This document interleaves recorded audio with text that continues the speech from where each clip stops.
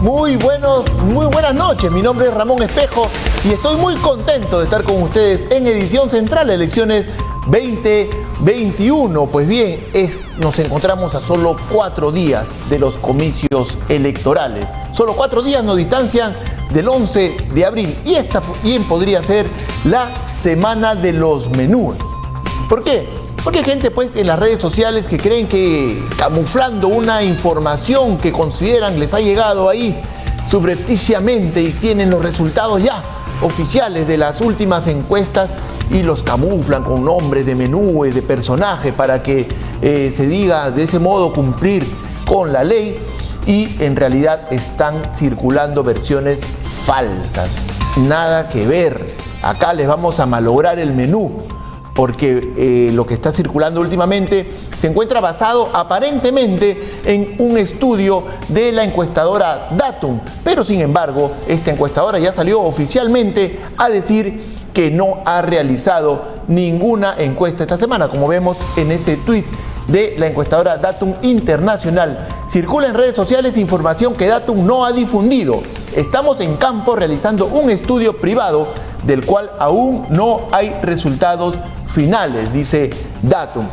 Del mismo modo, también hemos conversado con el gerente general de CPI y él nos ha dicho exactamente lo mismo. En el caso de ellos, esta semana se encuentran haciendo tracking, que es un seguimiento de las tendencias muy puntuales de algunos candidatos. El día de mañana, jueves, y el día viernes van a realizar campo para entregar un estudio el día sábado a clientes privados. El caso de Ipsos me dicen que se encuentran haciendo campo permanente. Creo que van a entregar ellos 2 estudios. Uno corresponde a prensa internacional y otro a clientes privados, que ya también los entregarían el día sábado. Es decir, hasta el momento no hay menú. Por si acaso, no se dejen engañar. Voten tranquilos, voten con la tranquilidad de saber que en este momento ustedes tienen el poder en sus manos y la decisión está en el voto que ustedes conscientemente emitan el 11 de abril. Ahora nos encontramos con el señor Carlos Álvarez. Carlos Álvarez es un reconocido, no lo vamos a descubrir hoy día, es un reconocido actor cómico, pero que también es comprometido con todo lo que es el activismo social y muy comprometido sobre todo y conocedor de nuestra realidad. Así es que el día de hoy lo hemos invitado para conversar precisamente acerca de política, de las elecciones, de cómo ve él este panorama, porque nos interesa, porque lo seguimos y porque sabemos que sus opiniones además siempre tienen que ver con lo que está ocurriendo desde el mismo pueblo, desde la misma población, no ve las cosas desde arriba. Carlos, bienvenido, muy buenas noches. Buenas noches, Ramón, buenas noches a Elecciones 2021 y a todos los que están conectados en este punto con tu programa. Gracias por esta oportunidad. Carlos, el año pasado hubo movilización social, los jóvenes salieron a las calles a protestar. Pensábamos nosotros que habían tomado la batuta, que el ejercicio de su ciudadanía nos hacía albergar una esperanza de que estas elecciones, pues ellos iban a, digamos, encabezar toda la movida social y que iban a comprometerse mucho más. ¿Qué pasó? ¿Qué crees que ocurrió para que en este momento, por el contrario, lo que se ve es un desánimo y prácticamente un alto índice de indecisos? ¿Cómo lo percibes tú? Bueno, hay una gran desazón, una gran decepción, el pueblo se siente defraudado, ve que es la misma historia de siempre, los mismos cuentos de siempre, pero con distintos protagonistas, pero es la misma historia de siempre. Prometer, todos van a traer millones de vacunas, todos van a solucionar la delincuencia se va a acabar, los robos, los asaltos, los crímenes, así como si llegara una hada a Madrid y desaparece todo. Todos van a resolver el problema de la crisis económica, pero nadie nos dice el cómo. O sea, dicen, prometen y hablan, y yo creo que los políticos de ahora, sobre todo los candidatos y las candidatas, subestiman la inteligencia del peruano. O sea, creen de que mienten, dicen cada tontería, cada estupidez, y los peruanos se van a creer, y yo creo que tenemos un pueblo maduro. Yo confío que este domingo 11 de abril nuestro pueblo tenga el discernimiento, el criterio y sobre todo la sapiencia de poder elegir quién debe ser presidente de la República y quiénes deben estar en el Congreso, para luego no estarnos quejando. Nos quejamos del primer Congreso, que lo cerraron, era un Congreso seguramente impresentable para muchos, se respeta la opinión. El segundo Congreso tampoco sirve para nada, pero vacaron a un presidente. Ahora son golpistas, luego se descubrieron cosas del expresidente, ahora ya no son golpistas. Pues yo creo que eso forma parte del desencanto y de esta desorientación de la gente, porque la gente, muchos, sobre todo los jóvenes, emulan, forman como íconos de la política a ídolos de barro, ídolos con pies de barro. Quedó demostrado, por ejemplo, que el presidente Vizcarra se vacunó a espaldas de la gente cuando esa vacuna le quitó un peruano de a pie, que no tiene esa oportunidad, o que se vacunó la canciller, la ministra de Salud. El presidente dice que no sabía, Sagasti, pero al final la canciller, usted sabía, yo le pedí permiso. No, eso es mentira. O sea, eso realmente es deprimente para la política del país, que la juventud y nuestro pueblo esté viendo eso en nuestra clase política cada día más decadente, ¿no? Claro, ha mencionado, Carlos, varios aspectos muy interesantes, quiero ir por partes. Mencionas el tema de las vacunas y de la necesidad que tiene toda la población, que es evidente. Nadie va a descubrir la pólvora cuando sale a la calle y ve las múltiples necesidades de la población. El problema es que los políticos no han sabido explicar correctamente cómo piensan solucionar alguna de esas necesidades. En el caso de las vacunas que menciona, todos han dicho necesitamos vacunas, pero el tratamiento ha sido bastante, hasta cierto punto, irresponsable al prometer cosas que de verdad son inviables. Entonces yo creo que eso también la gente lo ha percibido como cierto punto, como una burla de parte de la clase política al prometer pues que yo agarro un avión, voy mañana y me traigo 4 millones de vacunas, como si eso fuera tan sencillo como decirlo. Claro, porque los laboratorios, con la gran demanda que existe ahora, no existen las vacunas preparadas para que los países las compren directamente de Estado a Estado. También se habló de la empresa privada. Rusia dijo, yo estoy abierto para negociar con alcaldes, gobernadores regionales y con empresas privadas. Pero eso quedó ahí y el gobierno dijo, no, usted no se meta, este es de gobierno a gobierno. Y ahí quedó la cosa. No sé hasta qué punto podemos pensar que la empresa privada maneja peor las cosas que el Estado. Ha quedado demostrado cómo maneja las cosas el Estado. Que claro, los pueblos más humildes tienen que hacer de lo que no tienen plata, de los que están quebrados, de 7 millones de empleados en el Perú, sacan su cuota para un oxigenatón, ¿no? Para un oxigenatón hacen la colecta a los peruanos y luego viene la autoridad del gobierno y la inaugura, ¿no? Se mantiene la ostra de inaugurarlo, ¿no? Y eso es lamentable, eso. Entonces, cuando vemos esas cosas, la gente no cree, pues. Pero, o sea, yo tengo que hacer mi poco oxigenatón y tener mi plan de oxígeno, ¿no? Claro. Y yo mismo tengo que poner mi plata para un balón de oxígeno. Yo mismo tengo que hacer mi chancha, los familiares, los amigos, para comprar paracetamol, es increíble, un concentrador de oxígeno. Claro. Entonces vemos que ellos opinan y prometen sin ninguna base. Nadie les cree, han perdido credibilidad nuestros políticos. Pero aquí quiero hacer una salvedad, Ramón. Una cosa es hablar ahora, que estamos en abril de 2021, pero analicemos en 2020. No podemos pasar por agua tibia lo que ha pasado en el país. Claro. Y no vamos a personalizar las cosas. No. Pero es consecuencia incluso lo que estamos viviendo del antecedente. Ramón, yo he tenido COVID. Yo he sido un paciente de COVID. Y eso es algo muy difícil y muy duro de pasar. No sé si tú lo habrás tenido. Sí. No solamente es el daño físico, es el daño en la salud mental. Sí, es verdad. Tú piensas en esos momentos que no sabes qué va a pasar. Vienen pensamientos negativos, estrés, viene ansiedad, viene insomnio, no puedes dormir, no sabes qué hacer, qué cosa cometí. Yo no voy a privaditos, yo no voy a discotecas, yo no me aglomero con la gente y me contagié. Uso mi careta, mi doble mascarilla, mi ropa de bioseguridad, uso mi amonio cuaternario, el alcohol y me contagié. No, es que es muy contagioso. O sea, todo lo que nos aconsejan es para aminorar el riesgo, Ramón. Aminorar el riesgo, no es porque te van a proteger. Pero cuando vemos políticos que dicen, usa tu jabón y ya, no es así, es una gran mentira. Nos están mintiendo descaradamente, mirándonos a los ojos. Y eso no puede ser. Hay que comprender más a los pacientes que están con COVID, pero también a los pacientes post-COVID, ¿no? El daño de la salud mental que tienen ellos.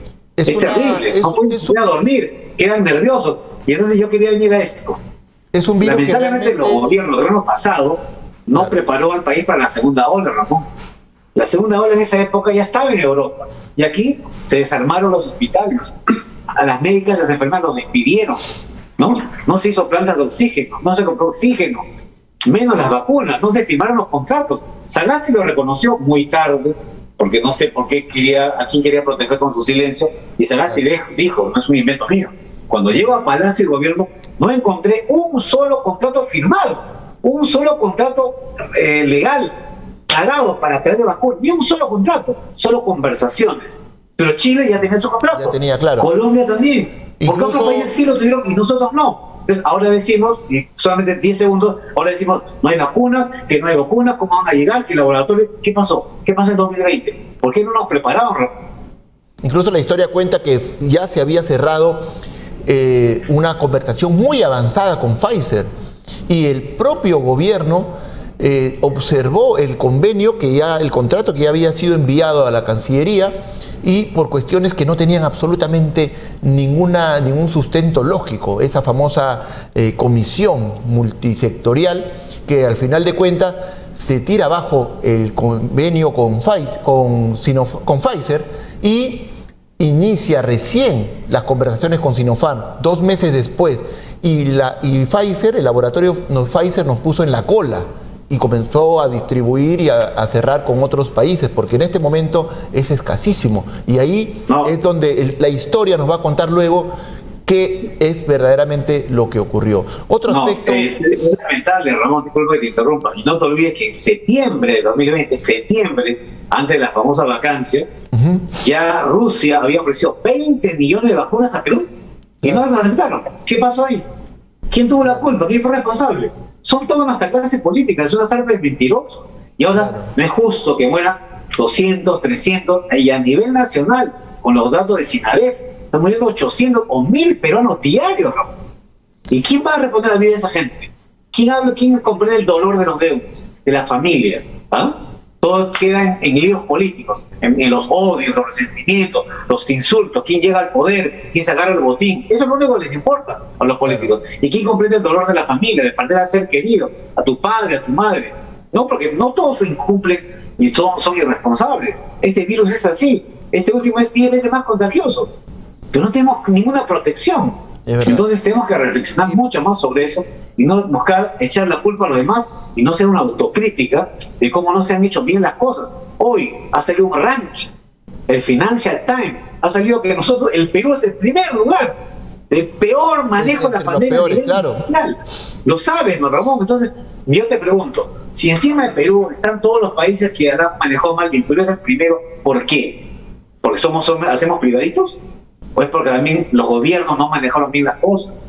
Entonces tenemos que ser autocríticos. Si no pensamos y no repensamos qué es lo que hemos hecho mal, entonces simplemente nos dedicamos a insultarnos, a odiarnos, y así no vamos a lograr nada. Porque los políticos al final se arreglan entre ellos y llegan al poder y se llenan de millones, ¿no? Como dijo alguien, ¿no? Los presidentes del Perú salen por la puerta grande, porque por la chica no entra todo lo que se ha robado. No pasa. Ahora, ¿no?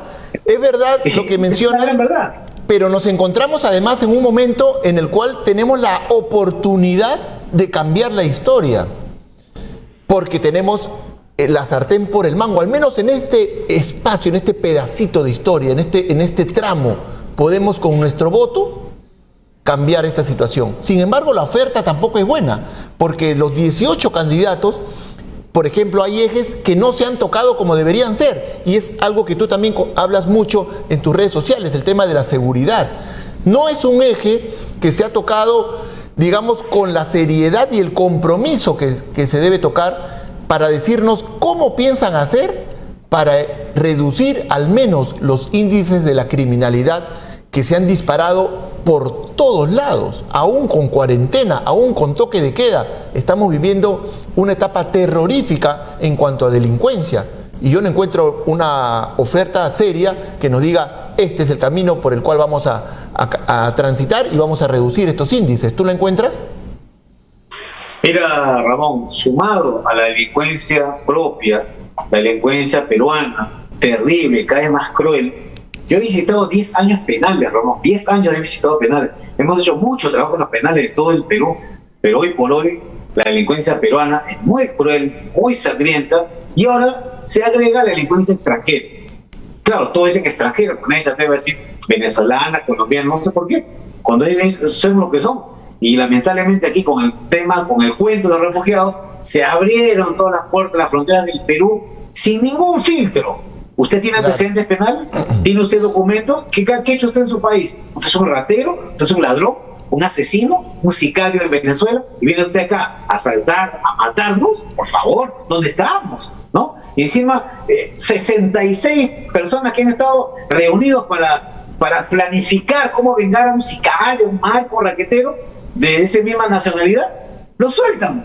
Viene la fiscal, Gotuso, creo que se apellida, y lo sueltan. No, porque las armas no las tenían en posesión. O sea que si tú vas a una casa y encuentras un misil, ¿no? No sé, tienes que cargar un misil para que tengas culpabilidad. Así son las leyes en nuestro país, Ramón. Son una vergüenza, es un asco lo que ha pasado. Porque esos 66 están libres. ¿Para qué? Para matarnos, para asesinarnos, para asaltarnos, para robar celulares, para matarte por tu laptop, ¿no? Para arranchar las carteras a las señoras por toda la pista. ¿Qué es eso? ¿Dónde estamos? O sea que las armas y la droga eran parte de la escenografía, de la decoración de la casa de Chaclacayo, pienso yo. ¿De cómo se puede combatir la delincuencia así? ¿Cómo se puede hacer una estrategia con inteligencia, con seguimiento, que lo hizo la policía en meses, para que en unas horas la fiscal destruya todo el trabajo de la policía? Eso no se puede admitir. Porque yo te decía, es un asco, una vergüenza, es un golpe bajo a la seguridad ciudadana. O sea, los peruanos tenemos derecho a vivir tranquilos, a vivir en paz, que tenemos que soportar la delincuencia propia y ahora la delincuencia extranjera, ¿no? Es muy difícil. Y encima que lo regresen en avión, yo lo regresaría a pie a Venezuela. Claro. Aquí vienen los venezolanos honestos a trabajar, pero no a asaltarnos y a matarnos. Eso no se puede permitir. Y aquí no solamente es la policía. Aquí yo pienso que ya está tan desbordada la delincuencia en el Perú que tiene que ayudar a las Fuerzas Armadas y sobre todo incidir más en la inteligencia para nosotros ser proactivos en los movimientos de estas bandas criminales, que son terribles. Ya no se sabe, yo no sé en quién confiar. Te sales una mototaxi, bajan y te meten un balazo. O de un taxi. Usted no confía en que vivir encerrado. O sea, no respetan, como dices tú, ni el toque de queda siquiera. Salen y asaltan. Eso quiere decir que no respetan a la autoridad. Sería muy difícil, muy complicado para el Estado peruano. Ya no se puede retrotraer el tiempo, ya no se puede regresar a ese momento inicial donde se aperturaron las fronteras, es verdad. Pero es muy difícil, por ejemplo, en este caso particular que mencionas, decir, señores, estos señores tienen antecedentes, se les ha encontrado en posesión de armas y regresarlos a su país. Es muy complicado. ¿Crees que eso sería, no sé, malo? Eso me parece que es perfectamente justificado. Según las leyes peruanas, ¿me dices? Lo que pasa es que todos los candidatos proponen algo así, pero veo que el gobierno, no sé por qué, no lo intenta siquiera ejecutar de ese modo. Yo digo, es muy difícil en la actualidad hacerlo, lo ves complicado, o sea, me parece que no se está rompiendo nada, ningún convenio internacional, no se está rompiendo en absoluto la legalidad peruana si es que se le regresa a su país por habérsele encontrado en posesión de drogas, en posesión de armas, en evidente situación delictiva y además con antecedentes policiales. Entonces, lo que pasa, Ramón, que aquí el problema es que el presidente del país donde viven es tan corrupto, ladrón, delincuente como ellos. ¿Te han puesto a pensar en eso? Imagínate, fíjate lo que hizo el señor Maduro en su país. Cuando llegan las vacunas, en vez de vacunar a los policías, está vacunando a sus paramilitares, ¿no? Que andan en motos, disparan, ahí lo están vacunando. Ahora están muy inmunes. Ese es Maduro, pues. Entonces tú ahí te imaginas qué clase de gente viene acá. ¿Quiénes son? Los que han abierto las cárceles de Venezuela y los han mandado para acá. ¿Para qué? Para destruir al Perú. Disculpa, para traer abajo a nuestro país, para eso. Entonces, aquí hay que hacer un trabajo de inteligencia y comenzar a expulsar a esta gente. A estos extranjeros, a estos malos extranjeros que han llegado al país a traernos muerte, traernos robos, asaltos. Los negocios se cierran. O sea, un chifa en el Cosmo lo han asaltado 4 veces en un mes, ya cerró. ¿No estarías de acuerdo, Carlos, en que las Fuerzas Armadas salgan a las calles a patrullar? ¿Estarías de acuerdo en ese tipo de medidas? ¿O cómo lo ves tú? ¿Cuál crees que se debería empezar por ser la solución a este problema? Mira, Ramón, el presupuesto nacional a las Fuerzas Armadas, para el Ejército, Marina, Fuerza Aérea, es un presupuesto muy grande, muy fuerte, hablamos de miles de millones.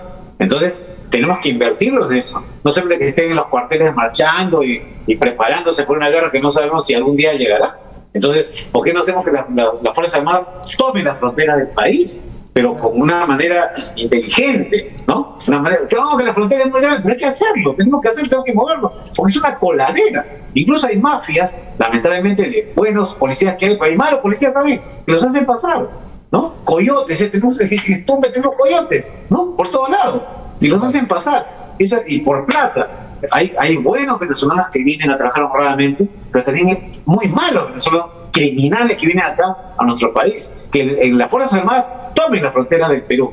Y por ejemplo, los lugares, las instituciones estratégicas que sean del Perú, qué sé yo, de energía, etcétera, que las recuerden las Fuerzas Armadas, no la policía. ¿Cómo está un policía cuidando a la embajada? Depende de la embajada, tiene más plata, que hay un convenio, pero que los mismos de embajada te pongan su plata y que se cuiden su embajada, porque estamos en una crisis de seguridad, y que la policía salga a cuidar, y que no estén en las oficinas los policías, que los preparen a los policías para que salgan a las calles a cuidarnos.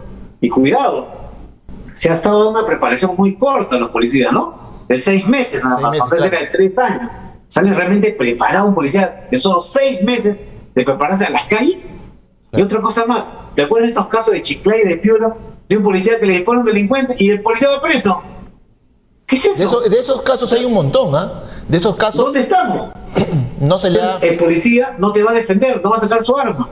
Pero el delincuente sí. El delincuente tiene todo el derecho de matar. Por eso decía irónicamente en las redes, de extranjero, tú que matas, asesinas, que eres ratero, ladrón, sicario, ven al Perú, ven, acá tiene todas las puertas abiertas. Política de puertas abiertas. Viene un fiscal y te suelta. Feliz, este es el paraíso para la delincuencia.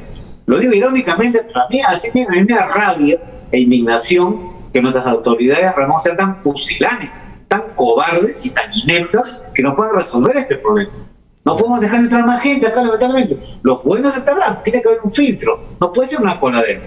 Y el gobierno tiene que comprometerse más con la seguridad ciudadana. Si no hay seguridad ciudadana, si la delincuencia campea al 100% en el país, también afecta a la economía, no solamente el virus. Por supuesto, impacta directamente las inversiones, todo esto está de algún modo entrelazado. No solamente es cuestión de que a las personas les están robando sus celulares y las están matando por ellos, hay mucho más que tiene que ver mucho con los cimientos del propio Estado. Carlos, un placer conversar contigo, se nos está agotando el tiempo. Dame un último mensaje previo a las elecciones, a solo 4 días de estos comicios del Bicentenario.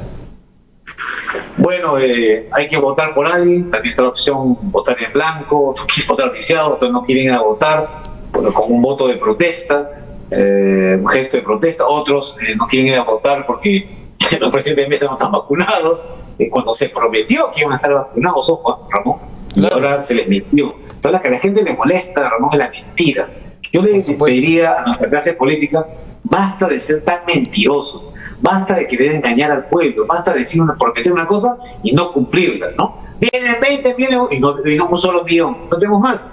Y ya están los 20, ¿cuánto llegarán? ¿A este ritmo nos van a vacunar acá 2, 3, 5, 7, 8 años? Por favor, ¿dónde estamos? Chile ya tiene la mitad de su población vacunada. ¿Por qué? Porque hicieron mejor las cosas, porque le pagaron a los laboratorios, Ramón, porque están recién haciendo la vacuna.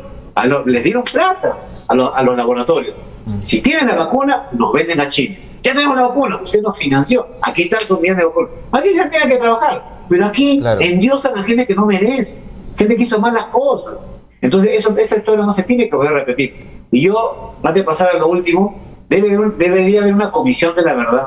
Una comisión de la verdad que investigue todo esto, lo que ha pasado, que es un crimen de lesa humanidad, ha sido un genocidio, digan lo que digan, y aquí no estamos diciendo quién o tal, cuál es culpable.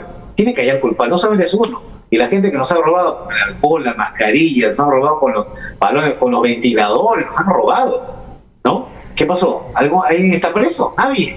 No puede ser. Mi mensaje final es solamente a mis hermanos electores peruanos, que sepamos elegir, que no nos vamos a equivocar. El Perú ya no da para más.